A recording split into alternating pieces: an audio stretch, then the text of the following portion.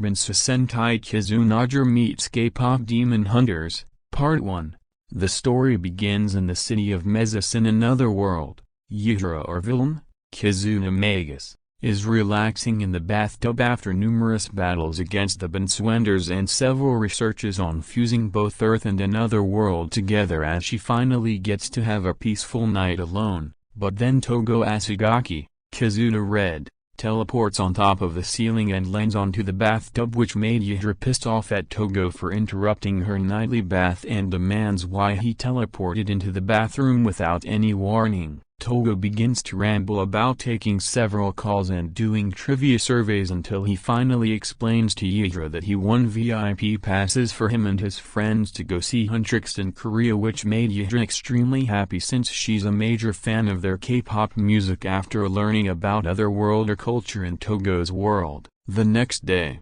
Togo explains to the rest of the Kizunagers, Nager, Emily, Shuji, Tsukasa, Tenri, Kiyohiro, Lowji, Rainaya, Azra, and Teltina, about going to Korea to go see Huntrix live on stage, but the others tell Togo and Yihdra that they can't go with them since they have their own personal business to take care of, while also making sure that the Bansouenders isn't up to their usual schemes. This made Togo upset that his friends won't be going to Korea with him and Yihdra to see Huntrix live, but Kiyohiro along with Tsukasa, Teltina, and Lowji agree to go with Togo and Yihdra since they are also major fans of Huntrix as well and wishes to see them live on stage too. But Lowji explains that he's only coming with them to make sure that Teltina is safe while being in another country with them. So now Togo, Tsukasa, Kiyohiro, Lowji, Teltina, and Yihdra are going to Korea to go see Huntrix live on stage for the first time, while the other Kizunagers stay in Japan to make sure that the Bansouenders don't cause any trouble while Togo and the others are away in Korea.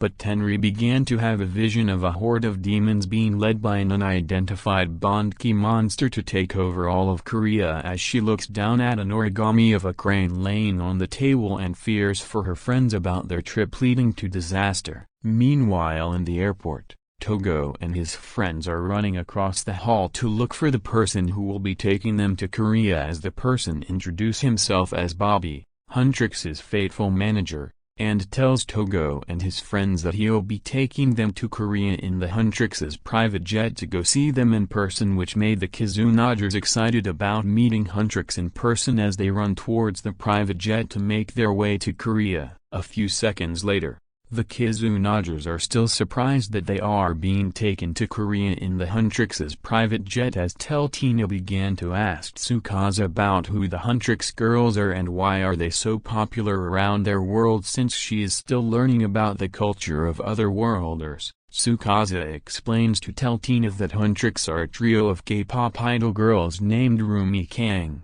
a half-demon and half-human hunter, Myra, the problem child of a very wealthy family, and Zoe, a Korean rapper raised in Burbank, California, who joined together to form a band to bring peace and love to the world. But they are also demon hunters who are chosen to prevent dangerous demons from entering to their world by sealing their master, Gwi-Ma, using the Honmoon to keep him and his demon army in the underworld for good. This made Teltina shocked to learn about Huntrix being a trio of demon hunters to save Korea from letting darkness roam the earth with music, especially since they thought demons only exist in another world, as Yihdra pulls out a piece of monometal from her pocket that she brought with her to do some research on while she's having fun in Korea with her friends. A few hours later in Korea, Bobby took Togo and his friends to the Huntrix girls' home tower to stay over for the next couple of days before their concert, as Togo and his friends are extremely exciting that they are walking around the comfort house of Huntrix, while Teltina is happy that she gets to experience K-pop culture with her friends, while Lowji gets annoyed about the Kizunagers getting excited over Huntrix and their music as he head towards the kitchen to grab something to drink and noticed a couple of sticky notes labeled "Do not touch" on some of the snacks in the refrigerator,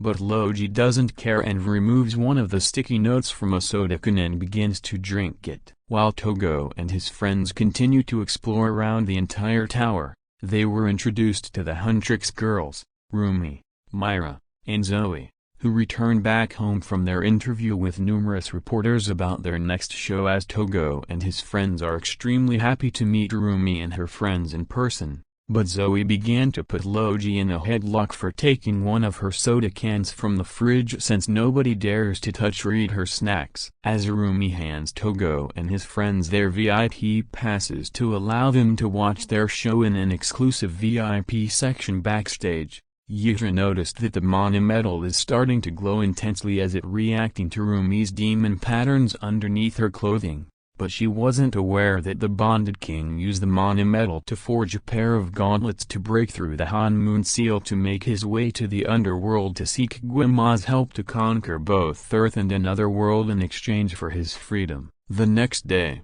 Rumi and his friends showed Togo and the other Kizunagers around the set to get ready for their show this week. But both of them witnessed that a horde of demons are being led by a Bondki monster known as the original Bondki to invade all of Korea with the Bansou's help, as Rumi and her friends run out of the stage to take them down. But Togo and his friends decided to assist Huntrix to make sure the Bansou's don't ruin their good time. A few moments later, Rumi and her friends arrived at the scene and were confused about the original Bondki's appearance, since they believe that they are working for Gwi-Ma to break through the Honmoon as they pull out their weapons to take down the Bansou's. But they quickly noticed that the original Bondki isn't technically a demon, since their weapons had no effect on them as they were about to be defeated, until Togo and his friends showed up at the scene, as well as they pull out their bond plates and inserts them into their Kizunagers to transform into the Kizunagers: